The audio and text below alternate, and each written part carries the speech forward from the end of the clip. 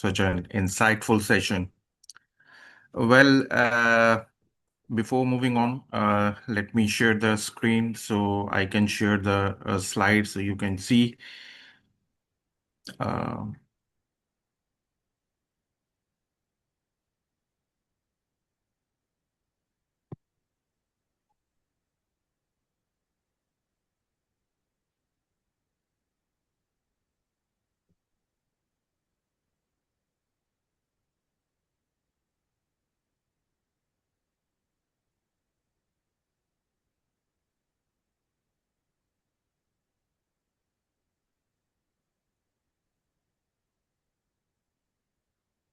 okay, I hope you can see the screen.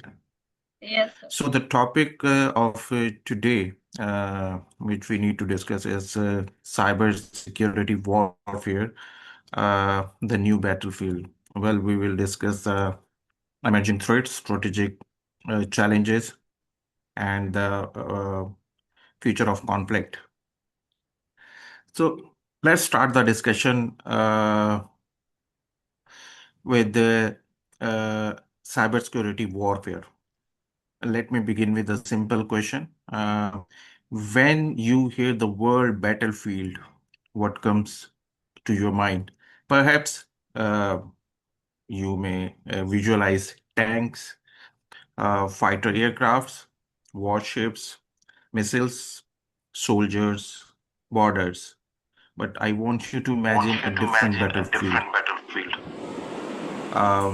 There are no tanks, there are no soldiers which are crossing the border, there are no aircraft visible in the sky. Instead, somewhere in a distant country, a computer begin communicating with another computer, and you visualize a password is stolen, a network is infiltrated, a database is copied. What I mean to say, आप एक visualise करें कि आप कोई इस तरह की जंग में इन्वॉल्व है जिसमें आपको साइबर मींस कोई कोई सिस्टमैटिक कोई आपको मैल फंक्शनिंग का सामना करना पड़ रहा है. A power management system can be manipulated. A banking network stops functioning. You may visualize that the infrastructure of the whole city, in fact, the whole country, you may visualize the whole world may be disrupting.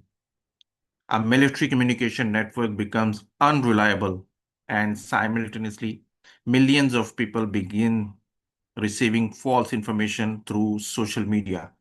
So, even in the whole scenario, no missiles have been fired. Every year, almost more than $15 trillion has been spent on cyber crimes without shooting a single fire. Yet a country may be experiencing a services and a serious national security crisis. This is the new battlefield.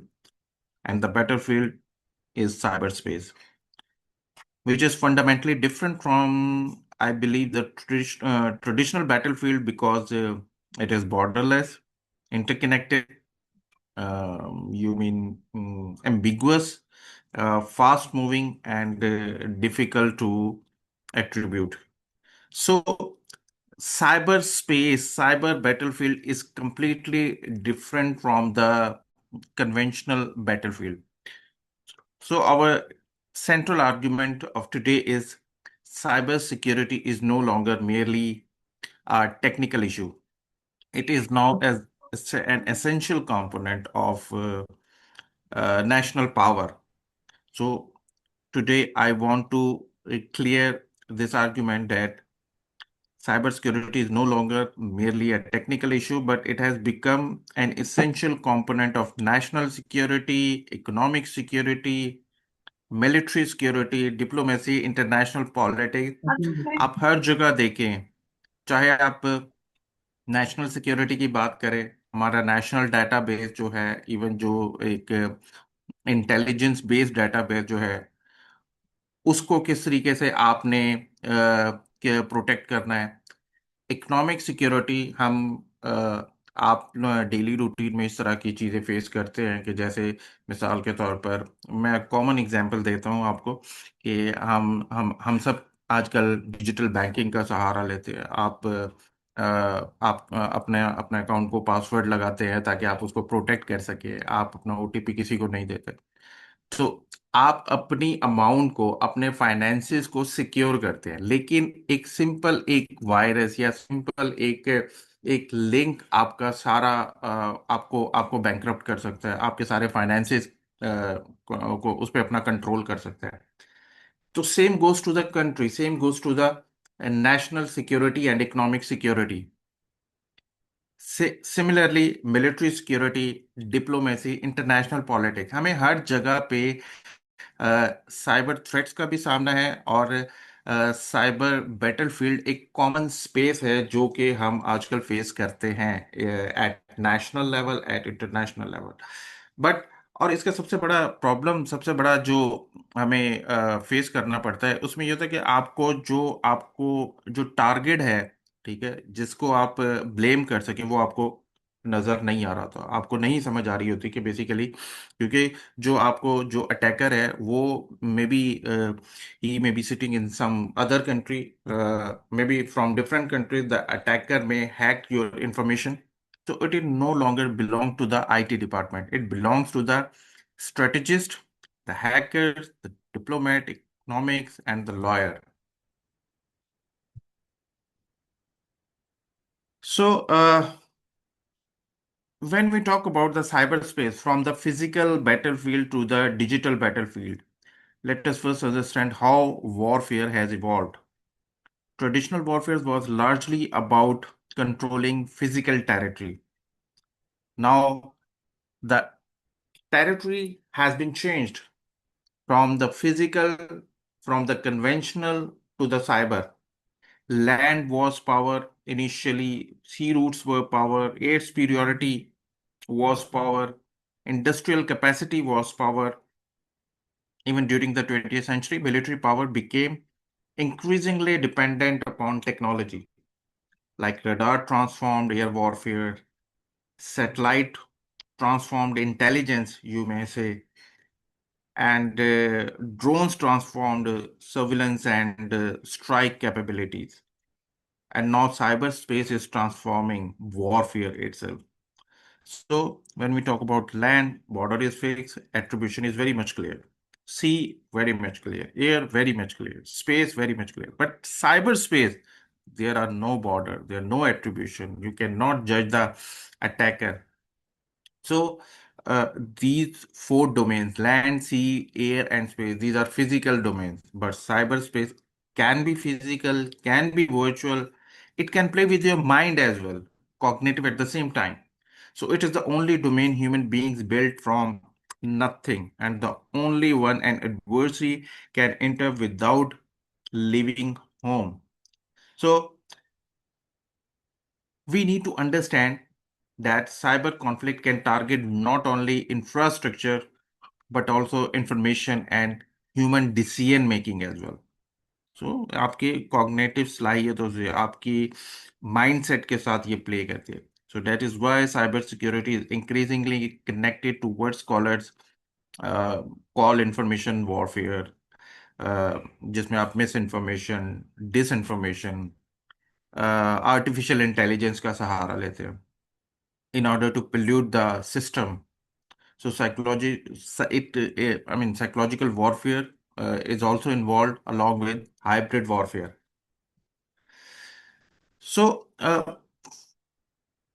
five terms we confuse wrongly. So before we go further, we need to distinguish between several concepts. So like cybercrime, cyber spionage, cyber terrorism, cyber attack, cyber warfare, हम इनको interchange करके मतलब किसी ना किसी तरीके से मुख्तलिफ मकामात पे बोलते हुए, एक दूसरे से डिस्कस करते हुए इनका सहारा लेते हैं। ये तमाम टर्म, जितनी भी टर्म्स है, ये एक जैसी नहीं है। Cyber crime generally involve illegal activity, conducting using computer or digital network. Like if we include the examples like you can say financial fraud, identity theft, or ransomware, online scams, you can say theft of personal information. But the primary objective is often financial or criminal. When we talk about cyber spionage, it involves secretly obtaining information a state may attempt to acquire, military intelligence like diplomatic communication, industrial secrets, technological research, political information. So the objective is intelligence in getting the intelligence based information in cyber spionage. When we talk about cyber terrorism, it involves the use or threatened use of cyber capabilities to create fear or disruption in pursuit of ideological, political, or you can say strategic objectives. तो आप basically जो सामने वाली party है जो आपका target है उसको थ्रेट कर रहे होते हैं. When we talk about cyber attack, it is a deliberate attempt to compromise the confidentiality, integrity और अवेलेबिलिटी ऑफ डिजिटल सिस्टम, जिसमें आप हम जब साइबर अटैक की बात करते हैं, साइबर अटैक में सिर्फ यही नहीं आता कि हम किसी के सिस्टम को, किसी के इंफॉर्मेशन को हैक कर लें. इसमें बहुत कुछ आ जाता है. आप की पूरा निज़ाम जिंदगी मफलूज होकर रह जाता है. साइबर अटैक के जरिए आप फिजिकली किसी को कंट्रोल कर सकते हैं, किसी कंट्री को कंट्रोल कर सकते हैं. Similarly, cyber warfare is the most strategically significant concept. It generally refers to cyber operation conducted in the context of conflict, particularly when states or state-linked actors use cyber capabilities to pursue strategic or military objectives. However, there is an important problem. There is no universally accepted definition of cyber warfare. जब हम terrorism की बात करते हैं तो हम अक्सर बात करते हैं there is no accepted definition of terrorism. क्योंकि टेररिज्म हर स्टेट्स के लिए अपना एक कॉन्सेप्ट होता है. For one man terrorist and for other man freedom fighter. You already learn in international relations, international politics, constructivism, international constructivism, state constructivism. यही है how ideas, how identity is constructed. तो जब हम बात करते हैं डिफरेंट स्टेट्स के लिए डिफरेंट टेररिस्ट जो होते हैं वो उनके लिए शायद फ्रीडम फाइटर, तो लाइक कश्मीरी हमारे लिए शायद फ्रीडम फाइटर है, बाकी उनके लिए वेस्ट के लिए शायद वो टेररिस्ट हैं. पैलेस्टाइन की बात कर लें आप, इसराइली हमारे लिए टेररिस्ट हैं, शायद वेस्ट के लिए ना हो. तो ये एक डिफरेंट, जिस तरीके से टेररिज्म, ये टेररिस्ट होते हैं वो उनकी आइडेंटिटी हर मुल्क के लिए एक अपने तरीके से उसको विजुअलाइज करते हैं. सिमिलरली जो साइबर वॉरफेयर है इसको भी आप यूनिवर्सली कोई डिफाइन नहीं कर सकते. ये भी एक एम्बिगुअस टर्म है. And this creates a major challenge for international law and international security कि आप इस पे कोई कानून साजी नहीं कर सकते, इस पे कोई इस तरह का कोई कानून नहीं बना सकते कि जिसमें आप तमाम कंट्रीज को एक सिंगल लेंस से विजुअलाइज करें. So there are three objectives behind almost every attack. Most cyber operations can be understood through these three basic objectives: confidentiality, integrity, and availability. When we talk about the confidentiality, the attacker wants to obtain information that should remain secret. Like, for example, a defense ministry is classified. जो उनके documents होते हैं, जो उनके confidential documents होते हैं, जो कि बड़े excuse me, जो कि बड़े सीक्रेट होते हैं. Similarly, uh, the attacker wants to manipulate the information, like imagine a military database and showing incorrect information about the location of friendly forces, or you may say a financial database showing manipulated transactions. Similarly, when we talk about the availability, the attacker wants to prevent legitimate users from accessing system. आपका account है, आप भी उसको access नहीं कर पा रहे, ठीक है, हैक कर लिया जाता है. आपके जो आप कहीं पे भी जाते हैं और पूरा सिस्टम जैम हुआ होता है, लाइक आप किसी हॉस्पिटल में जा रहे हैं, किसी रेस्टोरेंट में जा रहे हैं, ठीक है। हम अक्सर कहते हैं कि जनाब हॉस्पिटल में शायद वो सिस्टम हैक हुआ है। आप बैंक जाते हैं, बैंक में आप देखते हैं कि सिस्टम डाउन है, लिंक डाउन है, कुछ भी हो सकता है, ठीक है। तो आप किसी भी इदारे में आपके लिए वो अवेलेबल नहीं रहता। सो आपकी डिजिटल जो इंफॉर्मेशन है उस पर कंट्रोल कर लिया जाता है। तो ये बेसिकली एक बड़ा ही इंपॉर्टेंट एक है कि integrity is the most dangerous. Stolen data means you lost a secret. Altered data means you may never know and you will act on it anyway. आपका आपका जो कंट्रोल है उस सब पे खत्म हो जाता है। So why a state would choose cyber?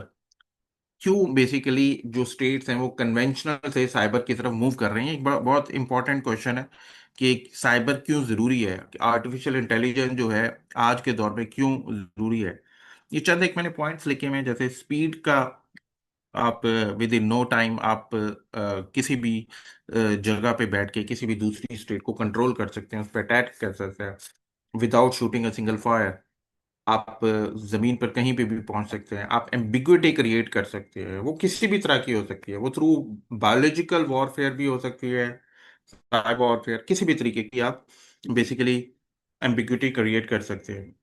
आप एसिमेट्री लेके आ सकते हैं, मतलब एसिमेट्री बिल्कुल नॉमिनल से बजट स्पेंड करके और लेविश किस्म की और बड़ी तबाहकुन आप बहुत डिस्ट्रक्शन पैदा कर सकते हैं।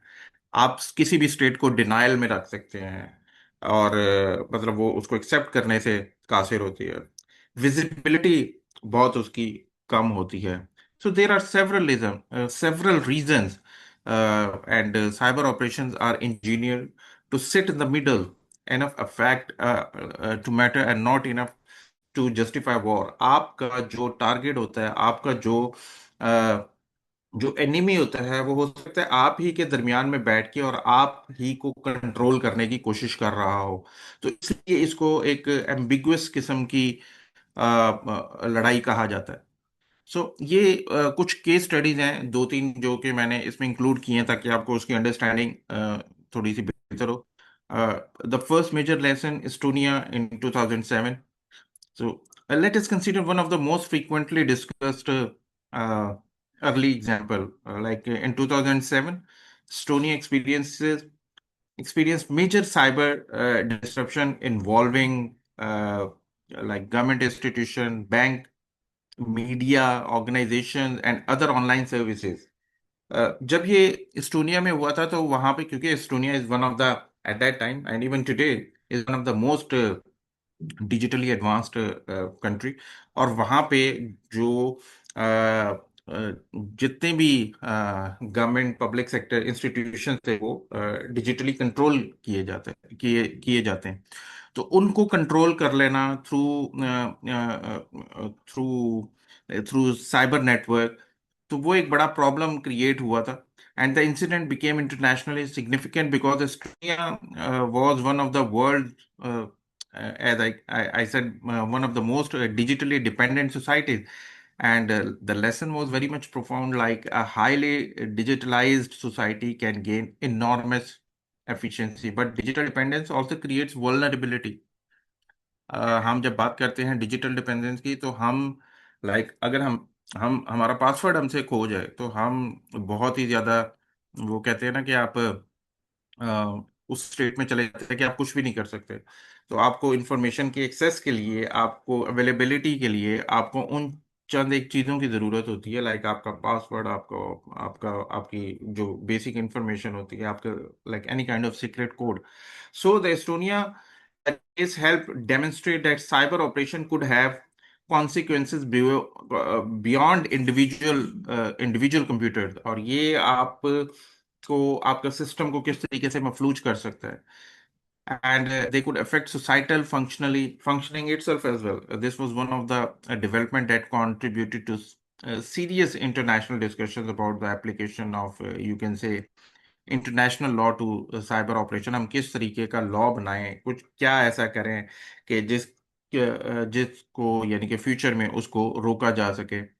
सो and there is an important lesson here learn for developing countries as well। And digitalization without resilience can create strategic vulnerability.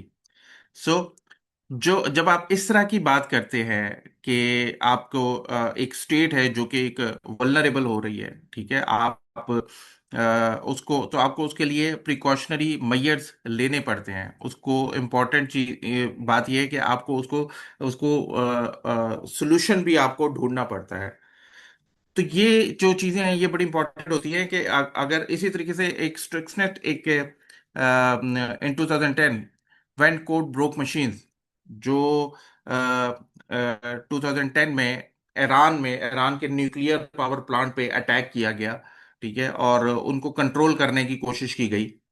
तो ये एक बहुत इंपॉर्टेंट था कि वहां इस तरीके से चंद सेंट्रीफ्यूग्स को डिस्ट्रॉय किया गया, and that was another landmark. It is called Stuxnet. It is a malware, like you can say a virus. So publicly revealed around 2010 almost, and demonstrated something extremely important. Like cyber operation could potentially produce physical effect in the real world. Operation, you can say targeted industrial control system associated with Iran's nuclear program, and which changed the strategic conversation as well. And before Stuxnet, some people imagined cyber warfare primarily as like maybe someone hacks a website, किसने आपकी शायद database को control कर लिया। But this virus demonstrated a much more sophisticated possibility कि आप किस तरीके से डिजिटल इंफॉर्मेशन को डिजिटली कंट्रोल कर सकते हैं और उसको डिस्ट्रक्ट कर सकते हैं। And this creates an entirely new strategic problem. What if the target is not your computer? And I mean, what if the target is your electricity grid, your water system, water plant, and oil pipeline, like railway network, hospital equipment, whatever जो भी हम बात कर रहे हैं, suddenly cyber security becomes a matter of physical safety and national security. यहाँ पे मैंने मेंशन किया हुआ है जैसे कि किस तरीके से आप एक यूएसपी के जरिए, उसमें उसके जरिए एक यूएसपी डाल के, और उसमें आपका एक वो एक छोटा सा जो भी आप उसको वायरस कह लें, जो भी कह लें, आप किस तरीके से पूरा स्टेशन, पूरा सिस्टम किस तरीके से कंट्रोल कर लेते हैं। एंड तो ये हमारे लिए ये सोचने की बात है कि after Stuxnet's code could destroy machinery even, and cyber security became question of physical safety as well. Similarly जब हम यूक्रेन की मिसाल लेते हैं, यूक्रेन में 2015 के बाद रेगुलरली हम देखते हैं कि वहाँ पे साइबर अटैक्स होते रहे हैं। और वो कभी इसको मतलब मोस्टली रशिया को ब्लेम करते हैं कि किस तरीके से दिसंबर 2015 में अटैक हुआ, जिसमें ऑलमोस्ट 2,30,000 कस्टमर लॉस पावर, आपका ऑलमोस्ट 6 से 7 घंटे के लिए टोटल ब्लैकआउट हो गया। ठीक है, जैसे अभी हम बात कर रहे थे कि वो आपका कोई पावर प्लांट पे अटैक कर सकते हैं। देन उनके कैपिटल में डार्क किस तरीके से 2016 में अटैक हुआ, इसी तरीके से उनका एक ग्रिड सिस्टम जिसको अटैक किया गया। तो ये उनके उन पे मिसाइल्स फायर किए गए। तो ये एक बेसिकली एक साइबर अटैक में आप, वो सिर्फ यही नहीं होता कि आप किसी के कोई मिलिट्री सिस्टम को या किसी की नेशनल सिक्योरिटी को टारगेट कर रहे हैं। जैसे हमने शुरू में बात की थी, वो आपका इकोनॉमिक सिस्टम भी हो सकता है, वो आपका किसी आपके कल्चर पे अटैक किया जा सकता है, किसी भी तरीके से आपको हैंडीकैप किया जा सकता है। So cyber warfare does not come before a war और after it, it runs alongside it. हम कन्वेंशनल के, अब मॉडर्न जो दौर है जिसमें वॉरफेयर है, आप देखें वो आप बहुत ज्यादा चेंज हो रही है, कन्वेंशनल से साइबर की तरफ मूव कर रही है, बट स्टिल कन्वेंशनल को आप उसके साथ साथ साइबर को अगर आप यूज करते हैं तो आप बहुत सी सक्सेस जो है, जो आपके आप अचीवमेंट्स हैं, उसको शोकेस कर सकते हैं। So here we can say the economic battlefield, एक मैंने यहाँ पे शो किया है कि ग्राफ के जरिए कि किस तरीके से कितना स्पेंड किया जाता रहा है 2015 में, 2021 में, किस तरीके से global annual cost of cyber crime बढ़ती जा रही है। 3 ट्रिलियन था 2015 में, 2021 में जो 6 ट्रिलियन तक पहुंच गया, फिर 25 में वो $10.5 ट्रिलियन तक पहुंच गया, फिर इसी तरीके से 26 में 10.8। और ये जो कि प्रोफेसी की गई है कि 2031 में ये 12.2 ट्रिलियन तक पहुंच जाएगा, क्योंकि जाहिर है आगे आर्टिफिशियल इंटेलिजेंस का दौर है, साइबर वॉरफेयर जो है वो ज्यादा इन्वॉल्व हो गई है। So you do not defeat an economy, you only have to make it uncertain. ये बेसिकली साइबर सिक्योरिटी है, आपने uncertainty को ही कंट्रोल करना होता है, इससे उसको कंट्रोल करते हैं। तो आप, क्योंकि एमबी कंट्रोल कर किसी ना किसी से खत्म करना है। So the most dangerous target here is not a server, the obvious danger is people believing something false. हमारे आज के दौर में जो सबसे बड़ा प्रॉब्लम है वो मिस इन्फॉर्मेशन और डिस इन्फॉर्मेशन के। आप कोई भी आप हाँ, उसमें डीप फेक साइबर का भी सिक्योरिटी इस्तेमाल जो कर है, सकते लेकिन हैं। डिस इन्फॉर्मेशन है ना, आप वो खतरनाक। आप उसमें डीप फेक का भी इस्तेमाल कर सकते हैं, आप उसमें शैलो फेक का भी यूज कर सकते हैं। डीप फेक, शैलो फेक का थोड़ा सा बता दूं कि शैलो फेक में ये होता है, आप किसी की को उसको चेंज कर सकते हैं। मतलब आप मिसाल के तौर पर, जैसे हमने देखा था जब ये यूएस इलेक्शंस चल रहे थे और डोनाल्ड ट्रंप की गवर्नमेंट आने वाली थी, तो उस वक्त अक्सर आपने सोशल मीडिया पे देखा होगा, डोनाल्ड ट्रंप की ऑडियो को बनाया गया कि जनाब वो हमारे एक्स फॉर्मर प्राइम मिनिस्टर थे, उनके लिए यूज़ की गई, इमरान खान के लिए, कि उनको सपोर्ट करते हुए। वो शैलो फेक के हम कहते हैं। जब आप वीडियो उसमें शो करते हैं और वीडियो उनकी किसी भी शख्स की यूज कर रहे होते हैं, तो that is called deep fake. अब तो आज के दौर में सबसे बड़ा प्रॉब्लम ये है, जिन जिन सोसाइटीज का, जिन कम्युनिटीज का, इवन जिन लोगों का एक्सपोजर नहीं है, तो वो किस तरीके से उस चीज पे बिलीव करते हैं, और विद इन नो टाइम आप उसके खिलाफ एक्शन लेने के लिए चढ़ दौड़ते हैं। इसी वजह से आज की सोसाइटी में एक्सट्रीमिज्म बहुत ज्यादा फैल रहा है, आज की सोसाइटी ज्यादा इम्पैशनेट हो गई है। So deception is very much cheap now and verification is very expensive. आपने अक्सर देखा होगा, हम लोग, चूंकि हमारा एकेडमिया से ताल्लुक है, मैं चूंकि इतने अरसे से कोई 15-16 साल से एकेडमिया में हूँ, और आज के दौर में जो सबसे बड़ा चैलेंज है जो कि मुझे फेस करना पड़ता है, वो आर्टिफिशियल इंटेलिजेंस क्या है, किस तरीके से आप इवन बच्चे जो है, जब मैं एमफिल पीएचडी इवन के रिसर्च करवा रहा होता हूँ, तो बच्चे किस तरीके से एआई का सहारा लेते हैं, और इंफॉर्मेशन उनको ऐसा लगता है कि जनाब चाहे वो कोई भी टूल हो, मैं कोई चैट जीपीटी की बात नहीं कर रहा, चाहे वो आप क्लाउड यूज कर रहे हो, चाहे वो आप जमना यूज कर रहे हो, चाहे जेनाई यूज कर रहे हो, तो आप कोई भी टूल यूज कर रहे हो, तो उसमें आप उसका सहारा लेके आपको इन्फॉर्मेशन तो गैदर कर लेते हैं, लेकिन आपको ये नहीं पता होता कि वो इन्फॉर्मेशन जो है वो कितनी हद तक सही है, उस इन्फॉर्मेशन का जो इस्तेमाल है वो किस तरीके से करना है, उसको वेरीफाई भी करना है कि नहीं करना। और इवन हमें अगर वेरिफिकेशन उसकी नहीं हो रही होती, तो हम उसको एज इट इज ही छोड़ देते हैं। तो बहुत सी दफा इवन के आपने अक्सर देखा होगा, इवन न्यूज़पेपर्स में भी हमें अक्सर इस तरह की इंफॉर्मेशन का सामना करना पड़ता है जो कि एआई से जनरेट की गई होती है। तो जो कि मतलब एक बहुत ही एक अलार्मिंग सिचुएशन है कि बहुत से क्रेडिबल इंस्टीट्यूशन में भी इस तरह की चीज़ें हो रही है। और जब जब हम एकेडेमिया की बात करते हैं, जिन्होंने एक एक पॉलिसी बनानी है, ट्रेंड सेट करना है, इवन जब वहां पे इस तरह की चीजें यूज होंगी, तो एसिमेट्री तो वैसे ही क्रिएट होगी। और ये जो एक सबसे बड़ा और बहुत ही सीरियस एक अलार्मिंग किस्म का एक प्रॉब्लम है।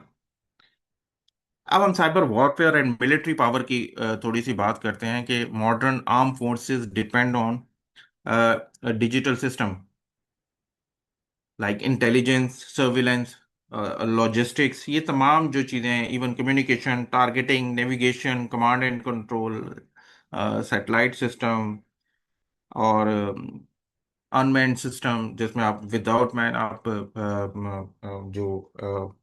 जो आप एयरक्राफ्ट को स्पेस में भेजते हैं, तो ये तमाम आपने किस तरीके से कंट्रोल करना है। Well, imagine a military that possessed advanced aircraft and missiles, but loses across to its communication and command network. और उसके उसका जो सिस्टम है उसको उस पे कंट्रोल नहीं है, तो वो किस तरीके से उसको एक्सरसाइज करेंगे? It's physical weapon still exists, but its ability to coordinate those weapons may be, you can say, degraded. Imagine a military that possesses advanced aircraft and missiles, but loses access to its communication and command network. And in modern warfare, technological superiority without cyber resilience can become strategic vulnerable. बहुत ज्यादा ये नुकसानदेह हो सकती है कि अगर आपके पास उसको, क्योंकि देखिए आपकी जो कि लेस देन अ सेकेंड आपकी जो एक मिस्टेक होती है वो आपके लिए वल्नरेबल हो सकती है। आपने जब एक ऑपरेशन लॉन्च करना है साइबर वॉरफेयर में, तो आपने उसको, हम अक्सर सुनते हैं लाइक इंडिया पाकिस्तान की जंग हुई, पाकिस्तान के पास ना बड़े ट्रेंड लोग थे, पाकिस्तान ने जो नेबरिंग कंट्रीज हैं उनसे हेल्प ली, उन वहां पे उन्होंने जनाब पाकिस्तान को लेटेस्ट मॉडर्न वेपन्स प्रोवाइड किए, मॉडर्न एयरक्राफ्ट प्रोवाइड किए, जिससे उन्होंने वॉर को बढ़तरी हासिल की। तो हम बेसिकली जब इस तरह की बात करते हैं, मिलिट्री आपकी स्ट्रेंथ की बात करते हैं कि आप के पास किस तरह की टेक्नोलॉजी है, और उसको हैंडल करने वाले, उसको ऑपरेट करने वाले जो लोग हैं वो कितने प्रोफेशनल हैं, और किस हद तक वो उसको उसके साथ खेलना कह रहे हैं जानते हैं। सो साइबर वॉरफेयर एंड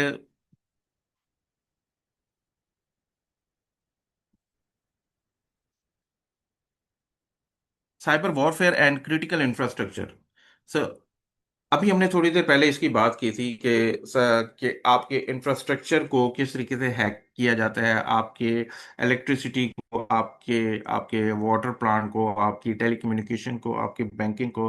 पर अब the most important area, it is like critical infrastructure and government services को हैंडीकैप, उसको पैरालाइज कर दिया जाता है। So the system are increasingly interconnected. जब हम गवर्नमेंट जो इसकी बात करते हैं, क्रिटिकल इंफ्रास्ट्रक्चर की बात करते हैं, सो वेल, आप इमेजिन करें कि एक अटैकर है जो कि targeting several of them simultaneously, एक ही वक्त में वो सब पे अटैक कर रहा है, and the immediate physical damage might initially be limited, but जो उसके आफ्टर इफेक्ट्स होते हैं, जो उसके कैस्केडिंग इफेक्ट्स होते हैं, could be enormous. For example like telecommunication failure affects banking, banking disrupt business, business disrupt your supply chain, and supply chain maybe affect your hospital, your public health, जो कि institutions है उनको affect कर सकता है। And जो कि जब पब्लिक हेल्थ अफेक्ट होगी तो पब्लिक फ्रस्ट्रेशन बढ़ेगी, पब्लिक फ्रस्ट्रेशन बढ़ेगी तो पॉलिटिकल प्रेशर बढ़ेगा, तो ये सब चीजें जो है इंटरलिंक्ड होते हैं। और जब पॉलिटिकल प्रेशर बढ़ेगा तो आपको क्या होगा? मिस इन्फॉर्मेशन का सामना करना पड़ेगा। क्राइसिस सिचुएशन में जो नेशनल जो प्रेशर जब बिल्ड होता है, तो वो किस तरीके से हैंडल करते हैं पब्लिक को कूल करने के लिए, उनको नॉर्मलाइज करने के लिए, उनको इस तरीके की टैक्टिक्स का सहारा लिया जाता है। And suddenly a technical incident becomes a national security crisis. That is why it is called cyber warfare, and with cyber warfare is totally different, and its impact can be like devastating. So cyber warfare and economic security, जब हम economic security की बात करते हैं, इसमें तमाम चीजें आ जाती हैं। ऑनलाइन बैंकिंग हो गया, स्टॉक मार्केट हो गया, डिजिटल पेमेंट हो गया, ई कॉमर्स हो गया, इंटरनेशनल ट्रेड हो गया। ये तमाम चीजें हमें इकोनॉमिक सिक्योरिटी की बात करते हैं कि लॉजिस्टिक भी आ जाता है इसमें, इंश्योरेंस फैसिलिटी आ जाता है, आई मीन जितना भी फाइनेंशियल डेटाबेस है वो तमाम आ जाता है इसमें। और जो कि इसमें एडवर्सरी होते हैं, उसमें is not, he may not necessarily have to destroy a country's military capability, military potential, but it can attempt to undermine its economic confidence. आप किसी भी कंट्री को आपने अंडरमाइन करना है, आपने लाजमी नहीं है आप उसकी जनाब कोई नेशनल सिक्योरिटी पे अटैक करें, आप उसके इकोनॉमिकली उसको पैरालाइज करते हैं, उसके कंज्यूमर्स का कॉन्फिडेंस लूज हो जाएगा, तो उस वहां पे इन्वेस्टमेंट आना बंद हो जाएगी। फाइनेंशियल इंस्टीट्यूशन जो हैं वो पैरालाइज होना शुरू हो जाएंगे। इन्वेस्टर नर्वस होना शुरू हो जाएंगे। कमर्शियल नेटवर्क टोटली डिस्ट्रॉय हो जाएगा। ठीक है, इस तरीके से जो बिजनेस डिले डिसीजन जो हैं वो बेसिकली आपके आपकी इकोनॉमिक सिक्योरिटी को हॉल्ट करते हैं, उसको उस पर असरअंदाज होते हैं।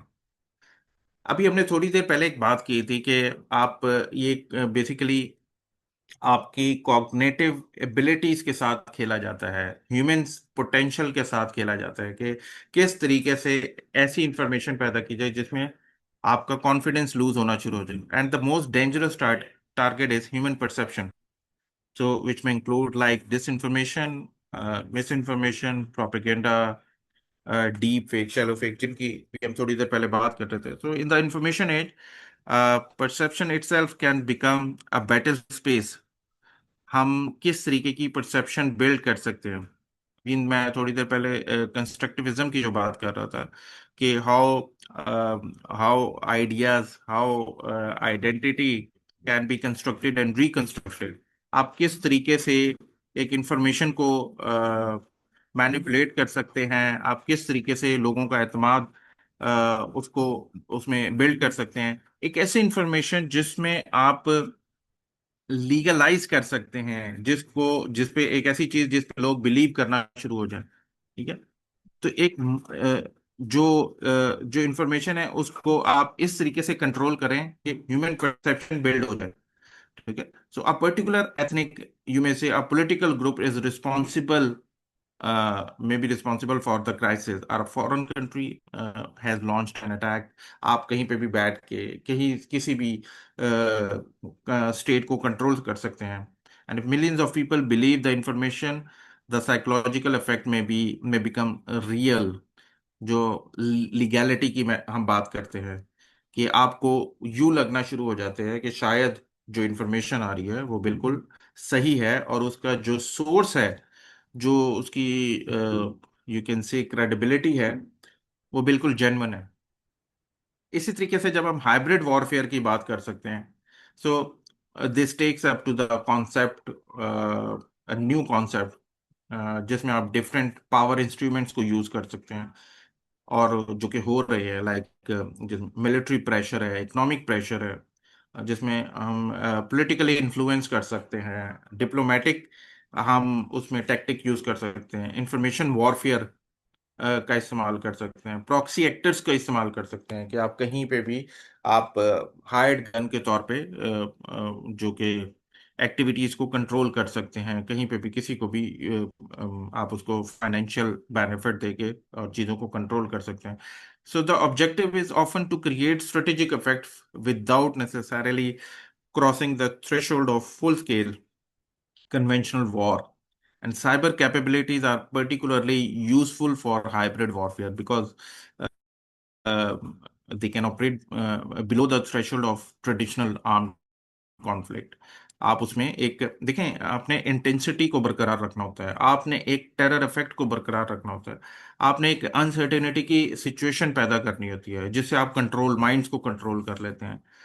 सो as part of the broader strategy, we should not study cyber warfare in isolation। हमें ये तमाम कॉन्सेप्ट जो हैं, हाइब्रिड वॉरफेयर हो गया, जो पहले हमने इकोनॉमिक कंट्रोल हो गया, ये तमाम हमें इनको इनको एक साथ उनको स्टडी करना पड़ता है।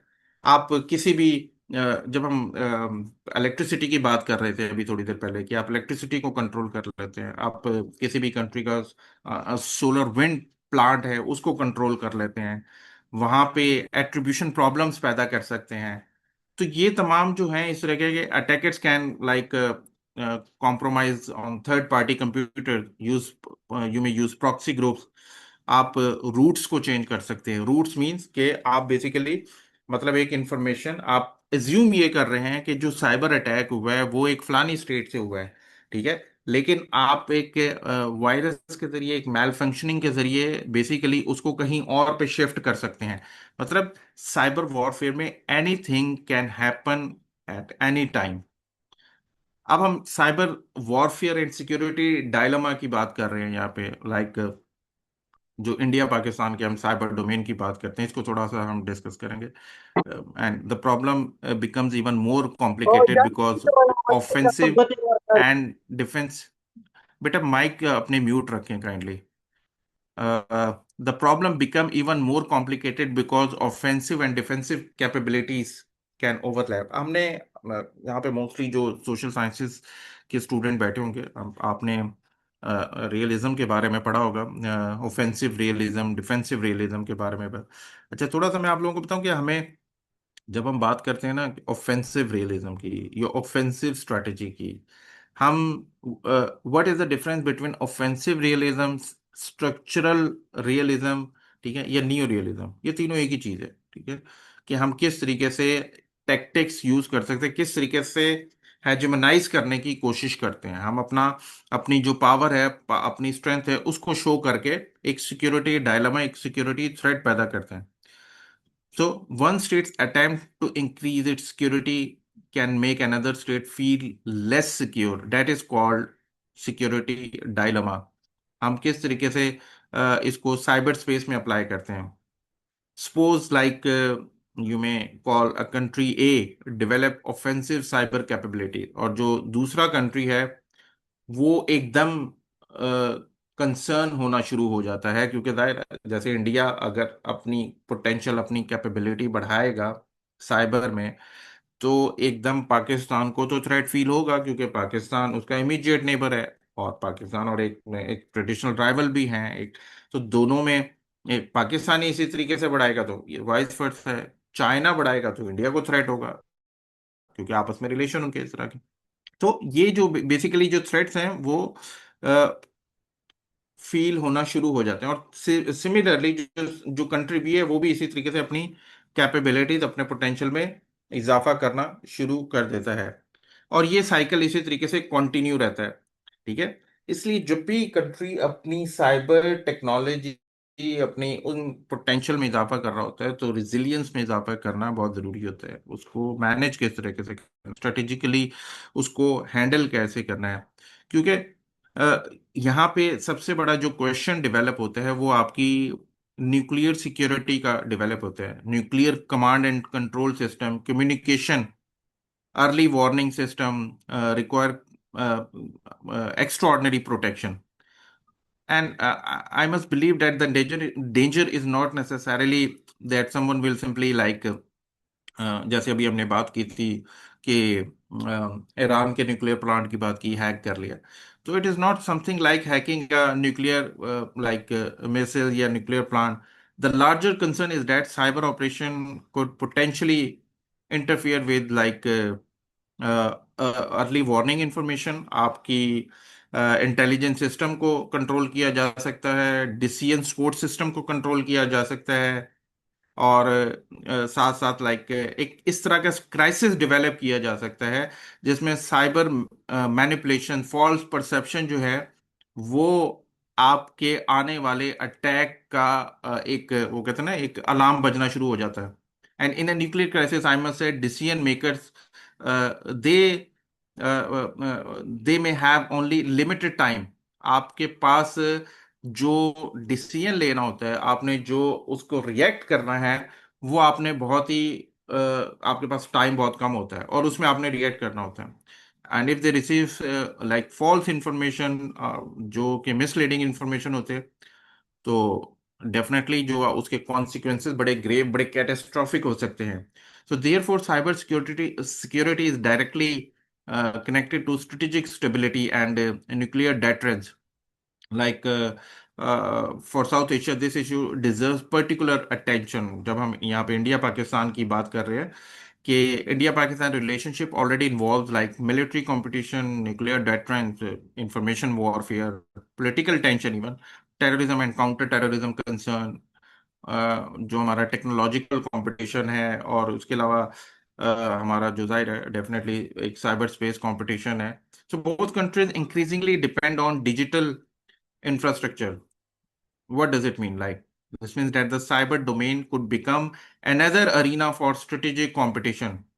Like potential target in a major crisis could theoretically include जिसमें आप गवर्नमेंट नेटवर्क को कंट्रोल कर लेते हैं, मिलिट्री कम्युनिकेशंस हो रही होती हैं। हमने अक्सर देखा होगा कि इंडिया पाकिस्तान के जो कि डीजीज का हॉटलाइन पर रब्ता हुआ, वो आपस में जो इंफॉर्मेशन शेयर करते हैं, किस तरीके से कंट्रोल करना है हालात को, मिलिट्री कम्युनिकेशन होता है। तो ये जो तमाम चीजें हैं, ये बेसिकली इंडिया पाकिस्तान के दरमियान एक मुहाज, एक न्यू स्पेस है, एक न्यू एरिना है, जहाँ पे वॉर शिफ्ट हो चुकी है almost. So objective should not be to create unnecessary fear, but the objective should be to understand vulnerabilities so that they can be reduced and managed. And in a nuclearization between India Pakistan, like cyber miscalculation could be particularly dangerous. Pakistan India, I must say, have a shared interest in developing a mechanism that reduce the risk of uncontrolled cyber escalation. तो यहाँ पर जो हमें challenges हैं, सो वो बहुत ज्यादा grave हैं, और उनको किस तरीके से सिक्योरिटी थ्रेट्स को कंट्रोल करना है, ये बहुत जरूरी Sir, है। please move to conclusion. Yeah, sure. Sorry. Conclusion की तरफ जा सकते हैं, sir, please. Yeah, अच्छा, बस मैं 5 मिनट्स में इसको फिर कंक्लूड कर रहा हूँ। हम thank ह्यूमन कैपिटल प्रॉब्लम्स की जब हम बात करते हैं, so that is also one of the strongest challenge. Like technology जो होती है, वो बहुत तेजी से चेंज हो रही है। Cyber threats change even faster, therefore I believe Pakistan needs a larger pool of cyber security professional, ethical hackers, जो जितना भी आप उसको मैकेनिज्म को सोफिस्टिकेट कर सकते हैं। साइबर डिप्लोमेट्स होने चाहिए, एक पूरा चैनल होना चाहिए, एक मुल्क के अंदर एक सिस्टम होना चाहिए जो कि इन तमाम चीज़ों को कंट्रोल करे, उनको एक पॉलिसी लेके आए। एआई साइंटिस्ट होने चाहिए आपके मुल्क में, डाटा साइंटिस्ट होने चाहिए। हमने अभी पिछले दिनों जो प्लानिंग एंड डेवलपमेंट के जो वजीर हैं, उन्होंने, एहसन इकबाल साहब, उन्होंने कहा हम यूनिवर्सिटीज में बेसिकली इन इस तरह के प्रोग्राम्स को प्रमोट करेंगे, और वो तमाम प्रोग्राम जो कि जिनका जो फ्यूचरिस्टिक नहीं है, उनको मिनिमाइज किया जाए। तो जो हमारे जो पॉलिटिकल साइंटिस्ट हैं, उनको भी बेसिकली उस फेस पे, उन उन उन आइडियाज पे अपने आप को ढालने की जरूरत है। मुल्क को उन ट्रेंड्स पे चलाने की जरूरत है। ये पाकिस्तान की जो कि थोड़ा सा स्टैट्स शेयर किए थे कि जो ग्रोथ के हिसाब से पाकिस्तान में, यानी कि इतना ज्यादा इंटरनेट और जो एआई टूल्स का सहारा सहारा लिया जाता है, बट लेकिन जो उसकी आउटपुट है, जो कि जिसको गवर्नमेंट यूटिलाइज कर सकती है, वो उतनी ज्यादा नहीं है। उसको भी उसी तरीके से चैनलाइज करने की ज़रूरत है, उसी तरीके से कंट्रोल करने की ज़रूरत है, ताकि उनको जो एक स्टेट्स हैं उसको बेहतर तरीके से यूज़ किया जा सके। From cyber security to cyber resilience की अभी हमने बात की है कि हमने, जब हम साइबर सिक्योरिटी की बात करते हैं, तो रिजिलियंस पैदा करना, और इसमें ये चंद एक स्टेप्स होते हैं कि prevent, detection, respond, recover and adapt. कि बेसिकली कि आपने एक अटैक को किस तरीके से प्रिवेंट करना है, डिटेक्ट करना है, उसको रिस्पॉन्ड करना है इन नो टाइम, देन अपने आप को रिकवर करना है, और उसको हालात के मुताबिक किस तरीके से अटैक करना है, उसको अडेप्ट करना है। तो no country can guarantee zero attack. आप पे कभी भी कहीं पे भी आप एक शॉक की सिचुएशन में आ सकते हैं, तो आपको उन हालात के मुताबिक उन चीज़ों पे अपने आप को ढालने की अशद ज़रूरत होती है।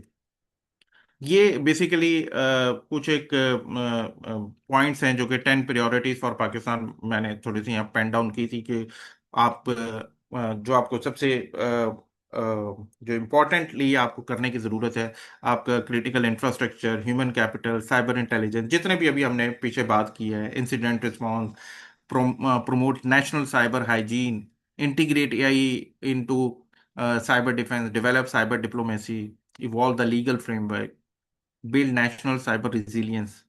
ये तमाम आपको करने की ज़रूरत है अगर आप मुल्क को उन तमाम कंट्रीज़ की सफ़ों में शामिल करना चाहते हैं कि जो कि एआई डेवलप है, जो कि एडवांस कंट्रीज हैं।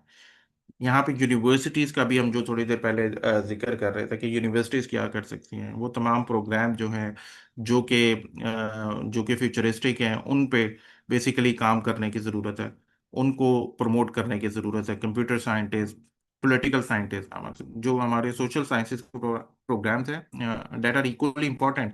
आपने उसकी अंडरस्टैंडिंग, स्ट्रेटेजी को समझने के लिए, पॉलिसी मेकिंग के लिए बहुत ज़्यादा ज़रूरी है।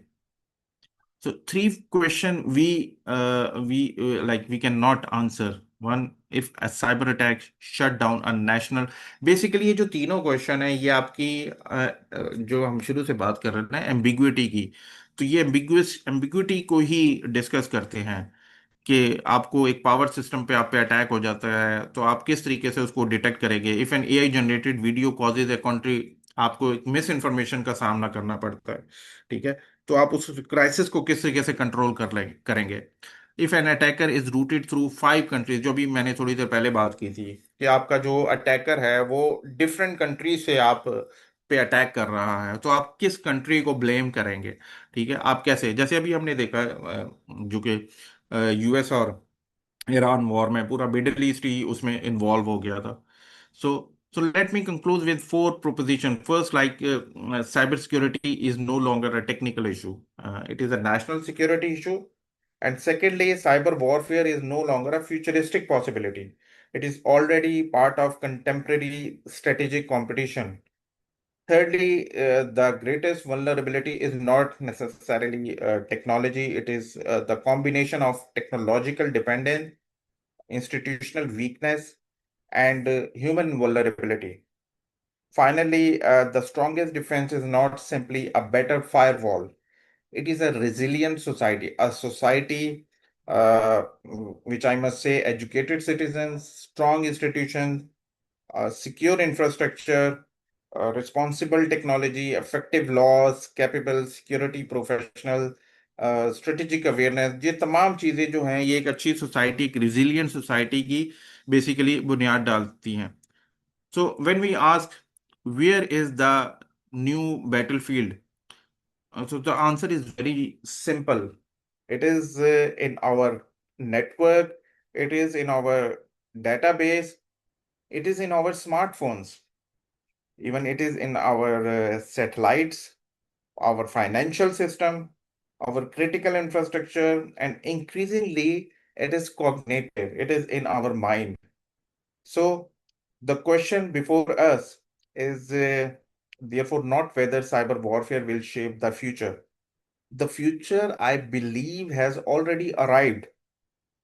The real question is, are we prepared to defend it as scholars, as policymakers, as security professionals, जो कि मेरा एरिया है जिस पे मैं काम करता हूँ कि being a citizen, our responsibility is not simply to predict the next cyber attack. Our responsibility is to build system that can prevent attack, that may withstand disruption, recover from crisis, and preserve peace as well. So, because ultimately, the purpose of cybersecurity should not be to prepare humanity for endless cyber warfare. It should be to make cyber conflict less attractive, less fancy, less dangerous, and less likely to escalate into a real world war. So basically, जो एक concept है, जो कि एक phenomena है cyber space का, that is to secure but also a responsible, technologically advanced and ethically governed resilience society, जो कि एक ख्वाब होना चाहिए. That society must be resilient as well as peaceful. तो हम जितनी भी अभी हमने डिस्कशन की, तो जो बैटल फील्ड की, तो वो तो ऑलरेडी चेंज हो चुका है, और जो फ्यूचर है हमने उसको बेसिकली टैकल करने की जरूरत है। Thank you very much. Thank you so much, अगर sir. आप में से जी जी Thank you so much, sir, for an insightful and thought-provoking session. I'm sure everyone has taken away several valuable insights from today's discussion. And ये वक्त की जरूरत थी ये topic, because we all are using technologies, we all are using AIs and everything, but we are totally unaware of the disadvantages and we are totally unaware of the ethical use of technologies. So thank you so much, sir, for the valuable insights. Now we will move towards the question and answer session. And before moving toward the question and answer session, I'll just make a quick announcement regarding the attendance and certifications. Our team will share shortly at the chat box the attendance form. Please आप सब जो है उस attendance form को fill करें. Miss Javeria, please इसको pin भी कर लीजिएगा. अटेंडेंस फॉर्म शेयर कर दिया है. क्वेश्चन आंसर सेशन स्टार्ट हो जाएगा, तो फिर जिसका भी क्वेश्चन है, just raise your hand. I'll unmute you and you can ask your question to sir. And I have observed that many of you have asked questions at the chat box. I will read that one by one too. But please make sure to concise your question because we have very limited time. Attendance form please carefully आप लोग fill कीजिएगा, because आप में से बहुत सारे जो attendance form में जीमेल हमें दिया होता है वो आप लोगों के यूज में नहीं होता, उसमें ईमेल आप लोगों की सेंड नहीं होती. सो प्लीज इस चीज का ख्याल रखिएगा. बाकी thank you so much. If anyone has question, please raise your hand. I'll unmute you.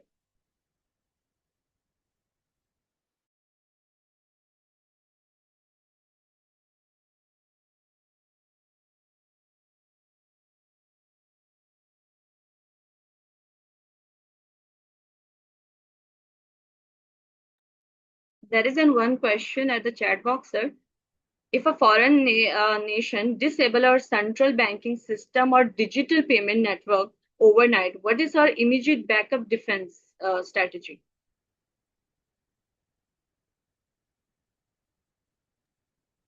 Sorry, question क्या है? Question is, if a foreign nation disables our central banking system or digital payment networks overnight, what our immediate backup defense strategy? हमारा जो immediate backup defense अच्छा, strategy वो क्या है? ठीक है. देखिए, अब ये कोई वो ऐसी बात नहीं है कि जिसका मतलब ये बड़ा कॉमन है. आप किसी भी जो हैकर्स हैं वो यूजुअली आपके नॉट ओनली फाइनेंशियल डाटाबेस, अभी हमने थोड़ी देर पहले इसमें भी बात की थी प्रेजेंटेशन में, कि आपका जो नेशनल सिक्योरिटी, आपकी इकोनॉमिक सिक्योरिटी जो है वो बहुत ज़रूरी होती है. और ये आए दिन इसका सामना करना पड़ रहा होता है कि आपके बैंकिंग सिस्टम को जो कि पैरालाइज कर देते हैं. और ये होता रहता है. तो जो इमीडिएट आपको ज़रूरत होती है वो, एक तो अभी हम थोड़ी देर पहले जो जैसे फायर वॉल की बात कर रहे थे, आपको उसकी स्ट्रेंथ, आपने जो जो प्रीएम्प्टिव मेजर जो आपने लेने होते हैं वो एक तो चेक करनी होती है. और सेकेंडली जो इम्पोर्टेंट होता है वो आपने सिस्टम को इस तरीके से कंट्रोल करना होता है कि वो आपकी उन डेटाबेस तक उनकी एक्सेस ना हो. मतलब जब हम एक सिस्टम को जनरेट कर रहे होते हैं, मैं इसको एक सिंपल वर्ड में इस तरीके से समझाता हूँ कि हम जब भी कोई सिस्टम बनाते हैं तो उसको इस तरीके से डिजाइन करते हैं कि वो सिस्टम उसको कोई ब्रेक ना कर सके. लेकिन अगर वो सिस्टम कोई ब्रेक होता है तो उस सिस्टम को किस तरीके से हम उसकी स्ट्रेंथ को मॉनिटर कर सकते हैं. मतलब स्ट्रेंथ मॉनिटर करने के लिए क्या होता है कि आपके कुछ इंडिकेटर्स होते हैं कि उसकी उसकी उसकी जो सिस्टम है उसको उसका बैकअप टाइम कितना है, उसको कितनी देर में रिकवर किया जा सकता है, उसकी जो आपके जो फाइनेंसेस हैं वो कितने कंट्रोल्ड है. ठीक है. जब भी कोई इस तरीके का अटैक होता है, ये तो हमें बैंकिंग सिस्टम के साथ नहीं, हमें आम लाइफ में भी इन चीज़ों का सामना करना पड़ सकता है कि हमें बेसिकली उसको प्रोटेक्ट किस तरीके से करना है. हमने उसकी लाइक जो पासवर्ड होते हैं, उसके सिक्योरिटी कोड्स होते हैं, वो उसको किस तरीके से कंट्रोल करने की ज़रूरत होती है. तो एक चीज़ होती है प्रीएम्पशन, और उसके बाद एक चीज़ होती है कि जो जब आपके पास वो अटैक हो जाते हैं तो उसको किस तरीके से रिस्पॉन्ड कैसे करना है. तो रिस्पॉन्ड करने के लिए जो इंपॉर्टेंट चीज होती है आपके पास, सबसे पहले जो अभी हमने लास्ट में डिस्कस कर रहे थे, कि हमारे पास उस तरह की जो मैन पावर है, उस तरह के प्रोफेशनल्स हैं. आप देखें आज के दौर में जितने भी ये आईटी प्रोफेशनल्स हैं उनकी जो वो कह सकते हैं कि उनकी डिमांड क्यों इतनी ज़्यादा बढ़ गई है, वो इसी वजह से बढ़ गई है क्योंकि जो अच्छे आईटी प्रोफेशनल्स हैं उनको आपको अकोमोडेट करना बहुत ज़रूरी होता है कि वो किस तरीके से उसको रिस्पॉन्ड कर सकते हैं, उनके सिस्टम को पैरालाइज कर सकते हैं. ठीक है. हम जब भी ये मिसाइल टेक्नोलॉजी है उसको किस तरीके से जब हम बात करते हैं मिलिट्री सिक्योरिटी के, के जो लोकेशन, आइसोलेशन, ठीक है, और ये उसको डिटेक्ट करना, उसको रिस्पॉन्ड करना, ठीक है, ये बेसिकली जो हमने लास्ट कुछ स्लाइड्स में डिस्कस किया था कि आपने कि अटैक को प्रिवेंट कैसे करना है, और अगर अटैक हो गया है तो उसको अपने आप को उसको प्रिपेयर कैसे करना है। तो उन तमाम चीज़ों के लिए, जैसे हम फर्ज किया अभी यूएस और ईरान वॉर हो रही थी, यहाँ पे भी हमने अगर मिलिट्री स्ट्रेंथ की बात करें तो दोनों की स्ट्रेंथ देखा हमने, हमें देखने में आई। लेकिन जो नुकसान ज़्यादा हमेशा उसका होता है कि जिसके पास बैकअप सिस्टम नहीं होता, बैकअप प्लान नहीं होता, ठीक है, जिसके पास वो तमाम टेक्नोलॉजी होती है जो कि उनको लोकेट कर सके और उनको स्पेस में मॉनिटर करके उनको डिसरप्ट कर सके। तो ये सिर्फ हम बैंकिंग चैनल की या इकोनॉमिक सिक्योरिटी की बात नहीं कर रहे, ठीक है। जब ये वायरस या किसी भी किस्म का मैलवेयर जो अटैक है वो जब हो जाता है तो उसमें एम्बिग्विटी इतनी ज़्यादा होती है, तो आपको उसको कंट्रोल करने के लिए वो प्रोफेशनल्स उनका होना बड़ा ज़रूरी होता है कि उनको किस तरीके से उसको बेसिकली लोकेट करके और उसको ख़त्म किया जा सके। Thank you so much, sir. We have last question. Can cybersecurity propaganda be more strategically effective than physical attacks in creating fear, mistrust, and political instability in Pakistan? This question is from Muhammad Usman. तो sorry, cyber security is. Cybersecurity propaganda be more strategically effective than physical attacks in creating fear, mistrust, and political stability in Pakistan? देखिए, जो cyber security है ना, ये वक्त की ज़रूरत है। और इस टाइम जो आप आपको एक छोटी सी मैं क्योंकि being the member of academic fraternity, मैं आपको एक चीज़ बताता हूँ कि हमें जो सबसे बड़ा चैलेंज है, देखिए मेरी जो आप शायद इससे ज़्यादा वो लिंक कर सक पाएंगे, मेरी जो पीएचडी है वो काउंटर टेररिज्म में है। तो जब when I started my PhD back in 2016, तो मेरी बेसिकली पीएचडी साउथ कोरिया से। तो मुझे जो सबसे बड़ा जो चैलेंज था ना, वो अपना थीसिस का टॉपिक सेलेक्ट करने में था, because I don't have data. उस टाइम तो खैर इतना ज़्यादा डाटा वैसे भी नहीं था। एंड जो और एक मोटिव था जो कि टॉपिक सेलेक्ट करने का, या आप कह लें इवन के मेरे एरिया चूज करने का, मैंने काउंटर टेररिज्म में काम करना है, वो ये था कि because since 9/11/2001 we have been the part of war on terror, and we have been fighting since day one. So, and in 2022 years, we had been reading the literature from the West, and we are unable to develop our own literature. हमारा काम ही नहीं था उस पे, ठीक है। तो क्यों काम नहीं था? क्योंकि दुनिया उस मोड पे शिफ्ट हो रही थी, ठीक है। जैसे हम बात कर रहे हैं ना, साइबर का जो है, अभी भी आपको लिटरेचर बहुत कम मिलता है इस पे। आप लिटरेचर उठा लें, आपको गिनती के अच्छे जो हैं वो 6-7 आर्टिकल आपको देखने को मिलेंगे लिटरेचर में। तो जो प्रॉब्लम ये था कि इस जब इंस्टीट्यूशन में उस तरह के प्रोग्राम्स लॉन्च नहीं होंगे, उस तरह के डिग्रीज नहीं होंगी, तो हमें उसकी अवेयरनेस नहीं होगी। और सबसे जो बड़ा जो एक आप कह लें कि सेटबैक है जो कि हमें फेस करना पड़ता है, क्योंकि आपके एकेडमिक इंस्टीट्यूशन में अब देखें, अब आके कुछ साइबर सिक्योरिटी पे के प्रोग्राम जो हैं, इंटेलिजेंस बेस्ड प्रोग्राम जो हैं, एआई बेस्ड प्रोग्राम जो हैं, वो स्टार्ट हो गए हैं, ठीक है, जो कि वक्त की ज़रूरत है डेफिनेटली। और जितना ज़्यादा एक्सपोजर होगा, जितनी ज़्यादा ज़्यादा अवेयरनेस होगी, उतना ही आप मिस इन्फॉर्मेशन को कम कर सकते हैं, ठीक है। जब आपके मुल्क में हम मैं आपको एक छोटे से मिसाल देता हूँ कि अभी देखें,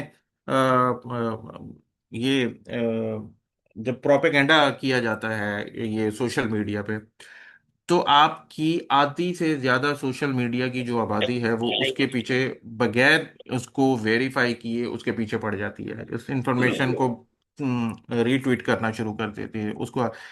तो इम्पॉर्टेंट चीज़ ये होती है कि आप जब उसको चीज़ों को स्टडी नहीं करेंगे, उस चीज़ों को उनको जानेंगे नहीं, उनका मैकेनिज्म नहीं समझेंगे, तो आपको उन चीज़ों की इंफॉर्मेशन नहीं होती। तो मैकेनिज्म समझने के लिए सबसे इम्पोर्टेंट चीज आपको अपनी वो जो कि उसको हैबिट को डेवलप करना है, उनको अंडरस्टैंड करना है, उनको पढ़ना है, उनको समझना है, तभी आप उसके बारे में बेहतर तरीके से जान सकेंगे। तो ऐसा नहीं है कि पाकिस्तान में जो कि साइबर वॉरफेयर जो है ये मतलब इसको हम एक प्रोपेगेंडा या एक मिस इन्फॉर्मेशन के तौर पे हम उसको एक उस कॉन्सेप्ट को देखें, बल्कि ये एक वक्त की हकीकत है। और इस पे जितना हम अभी उसमें ये कह सकते हैं, हम उसमें बहुत अभी पीछे हैं। हमें उसमें अपने आप को एक्टिवेट करने के लिए आप इतना ही इससे अंदाजा लगा लें, हमारे मोस्टली जो नेशनल सिक्योरिटी की जो भी वेबसाइट्स हैं और ये वो, तो उन पे जो अगर आपको कोई डाटा आपको चाहिए हो, even research point of view से भी, तो आपको बहुत लिमिटेड डाटा एक्सेस है, मिलता बहुत कम है, क्योंकि जाहिर है one of the main reason is कि आपको जो एक इंटेलिजेंस बेस्ड इंफॉर्मेशन आप शेयर नहीं कर सकते। But still the thing is कि आपको कुछ चीज़ों पे एक कुछ बेंचमार्क सेट करने पड़ेंगे कि अगर आपने उसको इंटरनेशनल कम्युनिटी के साथ, इंटरनेशनल फ्रेटर्निटी के साथ उसको compete करना है, तो आपको बेसिकली चंद एक पैरामीटर्स पे अमल करना होगा। और वो पैरामीटर्स कौन से हैं? वो यही हैं कि जितनी ज़्यादा पब्लिक, जितनी ज़्यादा आपकी यूथ अवेयर होगी, उसके पास जितनी ज़्यादा एक्सेस ऑफ इंफॉर्मेशन होगी, वो उतने ही ज़्यादा डिसीजन खुद ले सकेंगे, खुद फैसले कर सकेंगे। और फैसले करना, देखें आज के दौर में थोड़ा सा एक चीज़ उसको कंफ्यूज किया जाता है कि बेसिकली फैसला करना नेशनल इंटरेस्ट में फैसले करना, नॉट के इट्स नॉट लाइक एक इस तरह की कानून साजी या इस तरह के फैसले किए जाए जो कि आपके आपके एंटायर स्टेट हो जाए, या आप उस तरीके के जिसमें किसी भी तरह के आपको आपको नुकसान का सामना करना पड़े, not only internal level but externally भी, इंटरनेशनली भी आपको। तो इन चीज़ों की बड़ी ज़रूरत होती है, तो अवेयरनेस बहुत ज़रूरी है। Thank you so much, sir. Last question, Kashmir, please concise your question in one rule, please. Concise your question. You can unmute yourself and ask the question, but please concise. जी thank you so much. मुझे just sir से एक ही बात पूछनी है। I have heard overall session. Sir, as a third world country, जो कि हम अभी डेवलपिंग स्टेज में है, we are fighting poverty, climate change, a lot of challenges, liberalism is failing, and western power के पास ऑलरेडी सुपीरियोरिटी है। तो अब हमारे लिए क्या ऐसा मैकेनिज्म है जब हमारा पॉलिसी फेलियर है, पॉलिटिकल इंस्टेबिलिटी है, डोमेस्टिक कॉन्फ्लिक्ट है, so how can we grow digitally? Please, sir. जी। अच्छा, ये बड़ा एक इम्पॉर्टेंट क्वेश्चन है कि हम बेसिकली देखिए, आपको मैं एक चीज़ हमेशा कहता हूँ कि आपको दुनिया के साथ कदम ब कदम चलना होता है आपको। मैं अगर आज से 10 साल पहले की बात करूँ ना, तो मैं क्योंकि मैं साउथ कोरिया गया था कोई 2014-15 में। तो जब मैं वापस आता था साउथ कोरिया से, तो जाहिर है जो आपका ईस्ट एशिया है वो टेक्नोलॉजिकली बहुत एडवांस्ड, ठीक है। तो और during my PhD I travelled around 22 countries. तो जाहिर है वेस्ट में आपको बहुत सी चीज़ें देखने को मिलती हैं, इंफॉर्मेशन के साथ साथ आपको टेक्नोलॉजी, बेहतर टेक्नोलॉजी का, बेहतर इंफ्रास्ट्रक्चर का सामना करना पड़ता है। तो जब भी मैं वापस आता था, तो मेरे अक्सर कुलीग्स वगैरह, इवन मेरे फैमिली मेम्बर्स, मेरे जो जो मेरे पेयर ग्रुप में लोग पूछते थे कि हम आप जब देखते हैं साउथ कोरिया में आप रहते हैं, तो जाहिर है आप हम कब तक उनके साथ पहुंच सकते हैं, या एटलीस्ट उनके थोड़ा करीब करीब आ सकते हैं। तो मैं उस टाइम ये जवाब दिया करता था कि यार मुझे नहीं लगता हम अगले 50 सालों में भी इस तरह कोई उनके साथ आ सकते हैं। वजह यह है क्योंकि डायरेक्शन ही नहीं है, क्योंकि वो एक डिफरेंट ही माइंडसेट ही डिफरेंट है उनका। मैं इस पूरी जो डिस्कशन है वो आपके सवाल के साथ कनेक्ट करूंगा। तो हमारा माइंडसेट ही डिफरेंट है, हम लोग नहीं कर सकते, क्योंकि वहाँ पे 24 घंटे मशीनें चलती हैं, इंडस्ट्री चल रही होती है, 12-12 घंटे की शिफ्ट होती है, ठीक है। 8 घंटे उनका जो टाइम होता है, उसके अलावा आगे 4 घंटे वो ओवर टाइम करते हैं, और उसके ज़ाहिर डबल उसको इनको वेजेस सैलरी वगैरह मिलती है। तो लोग करते हैं वहां पे काम। और वो इसलिए नहीं करते, देखें पैसों की तो, फाइनेंसिस की तो जरूरत सबको ही होती है, वो इसलिए भी करते हैं क्योंकि मैंने वहां पे अक्सर लोगों से जब उनका इंटरव्यू किया तो उनसे बात की तो मुझे ये जानने का मौका मिला कि जब कोरियन वॉर हुई थी तो उसके बाद से साउथ और नॉर्थ टोटली डिस्ट्रॉय हो गया था। जैसे इंडिया पाकिस्तान की हम बात कर लें, ठीक है, पाकिस्तान इंडिया के तो फिर भी इतने बुरे हालात नहीं थे जितने उनके हालात थे। तो उसके बाद हुआ क्या कि मुझे अभी भी याद है कि जब आप हिस्ट्री पढ़ें तो जनरल डगलस हुआ करते थे और वो कहते थे कि जनाब कम से कम एक सेंचुरी चाहिए इन दोनों कंट्रीज को अपने पाँव पे डेवलप होने के लिए, and in no time, in next 30 to 40 year South Korea ने वो कर दिखाया जो कि दुनिया ने देखा फिर। वो और उनके वो जो जो फोर फादर्स हैं वो बताते हैं कि हमारी एक नस्ल ने कुर्बानी दी। वो कुर्बानी क्या थी कि हमने घास खाया, हमने सी फूड्स खाए, हमने अपने आप को ऑस्टेरिटी मेजर्स लिए, लेकिन हमने अपने मुल्क को, डेफिनेटली उनको बाहर यूएस की सपोर्ट थी, लेकिन जाहिर है आपको सपोर्ट कितने मिले, सपोर्ट तो पाकिस्तान को भी बहुत ज्यादा है, सपोर्ट तो पाकिस्तान को चाइना भी कर रहा है पाकिस्तान को। देखिए माइंडसेट चेंज करने की जरूरत होती है। लेकिन आज के दौर में अगर 10 साल बाद मैं अपनी जो इसी बात को दोबारा मैं सोचूं कि यार 10 साल पहले मैं ये कहा करता था, तो आज क्या मैं इस तरीके से, देखिए मायूसी की बातें तो नहीं करनी चाहिए, लेकिन बट स्टिल हमें अपनी डायरेक्शन दुरुस्त करनी पड़ेगी। हमें वो जो तमाम चीजें देखें, आप देखें हमारी जो ये करंट गवर्नमेंट और इसे पिछली गवर्नमेंट, हम पिछले अगर 10 साल का मुआवजा करें तो इन्होंने थोड़े से इस तरह के स्टेप लिए हैं जिसमें डिजिटलाइजेशन की तरफ ये जा रहे हैं, डिजिटल करेंसी की तरफ जा रहे हैं, इवन के इंफ्रास्ट्रक्चर को डिजिटल करने की कोशिश कर रहे हैं। बट ये सब चीजें उस वक्त अच्छी लगती हैं कि जब इन पे आप सिर्फ एक वो एक इदारे ना बनाएं, इन पे जबानी कलामी बातें ना करें।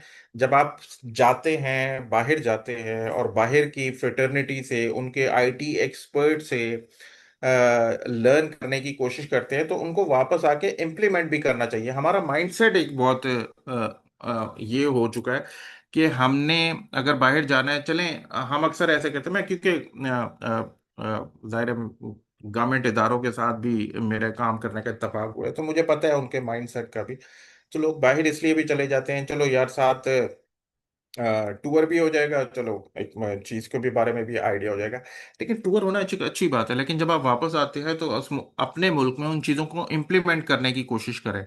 मतलब मैं इसको थोड़ा सा, आप ये हम सिर्फ डिजिटलाइजेशन की बात नहीं कर रहे हैं, हम अगर हम हर सेक्टर में उन चीज़ों को प्रॉपरली ऑनेस्टी के साथ इम्प्लीमेंट करना शुरू करते हैं तो हम बहुत ज़्यादा तरक्की कर सकते हैं। हमारा इंफ्रास्ट्रक्चर जहाँ तक है उसको उन चीजों पे लाने की जरूरत है कि जो जो इस मुल्क की प्रायोरिटी है। ठीक है, आपको हेल्थ वाइज आपकी प्रायोरिटी है, आपकी एजुकेशन बहुत बड़ी प्रायोरिटी है, ठीक है, मुल्क को डिजिटलाइज करना बहुत बड़ी आपकी प्रायोरिटी है। लेकिन इंपॉर्टेंट चीज ये है कि जब आपके ऊपर आपकी लोकेशन एक ऐसी है पाकिस्तान की, जब आपको एक जियो स्ट्रेटेजिक लोकेशन की बात करते हैं तो हमारे ऊपर प्रेशर्स बहुत ज्यादा है। हमारे 3 बॉर्डर मोस्टली इंगेज रहते हैं, फिर आपके एक्सटर्नल जाहिर है आपके यूएस का प्रेशर है। ठीक है, कि हमने जाहिर है हम अपने यूएस के साथ भी नहीं बिगाड़ सकते क्योंकि हमें क्लाइमेट रिजिलियंट मॉडल बिल्ड करने के लिए और इंफ्रास्ट्रक्चर के लिए जाहिर है यूएस का की सपोर्ट चाहिए। हम चाइना के साथ भी नहीं खराब कर सकते कि जाहिर है चाइना का एक बहुत बड़ी सपोर्ट है हमें, चाहे वो इन टर्म्स ऑफ सिक्योरिटी हो, Sorry to चाहे वो interrupt you. हाँ, Please, ji ji sorry to interrupt. Ji Please conclude your answer, sir. We are running out of ji time. जी, तो बेसिकली बात यह है कि हमने, जब हम डिजिटलाइजेशन की बात करते हैं ना, तो डिजिटलाइजेशन के लिए हमें एक बैलेंस्ड अप्रोच अडॉप्ट करने की ज़रूरत है। बैलेंस्ड अप्रोच में हमें not only internal national security का ख्याल रखना है, बल्कि हमें एक्सटर्नल जो हमारे गोल्स हैं उनको भी सेट करने की ज़रूरत है। ठीक है, और जब आपके एक सॉवरेन कंट्री की, जब एक सॉवरेन लीडरशिप होती है जो कि ऑनेस्ट होती है अपनी पब्लिक के साथ, अपनी अपनी अपने अपने नेशनल इंटरेस्ट के साथ, तो आप इसको, आई डोंट थिंक सो कि आप उसमें कोई भी प्रॉब्लम्स आती है कोई भी, क्योंकि मैं साउथ कोरिया की आपको इसलिए एग्जांपल दी थी क्योंकि उनको यूएस की सपोर्ट थी, और वो यूएस जाहिर है कोरियन वॉर में यूएस साउथ कोरिया की साइड पे था और जो चाइना या रशिया थे वो नॉर्थ की साइड पे थे। तो जाहिर है प्रेशर तो रहता है। इवन के डोनाल्ड ट्रम्प तो अभी भी साउथ कोरिया से कहते हैं कि हमारे पैसे वापस करें जो कि हमारी फोर्सेस वहां पे थी और ये वो ना। तो इट मीन्स कि प्रेशर उन्होंने भी बिल्ड किया, लेकिन उन्होंने अपनी एक इंडिपेंडेंट आइडेंटिटी को बनाने में वहां पे भी उनके पास भी नॉर्थ का प्रेशर है। लेकिन देखें वो न्यूक्लियर टेक्नोलॉजी अपनी सिक्योरिटी के साथ साथ अपने इंफ्रास्ट्रक्चर पे भी बहुत ज्यादा उनका फोकस है। तो हमें भी अपनी जो डिफेंस के साथ साथ हमें बाकी चीज़ों पे भी उतना ही स्पेंड करने की ज़रूरत है। तो बस एक पॉलिसी शिफ्ट की ज़रूरत है। Thank you so much, sir. Thank you so much. Once again, I would like to sincerely thank Dr. Adil Irfan Saab and for being with us, and Dr. Faisal Javed for supporting and for his continuous guidance and supporting our all sessions, and all our interns and participants for joining us and actively engaging in today's session. I know everyone has questions, and I was watching your questions at the chat box, but we are obviously running out of time, so we couldn't take every question. But thank you so much, sir, for joining us, and thank you so much, everyone. I hope today's session has encouraged all of us to look beyond headlines and questions. Thank you so much for being here and a part of this today's session. This session is now formally concluded. Thank you so much, sir. Thank you so much, everyone. Take care. Allah Hafiz. Thank you. Thanks to all of you. Thank you for joining. Allah Hafiz.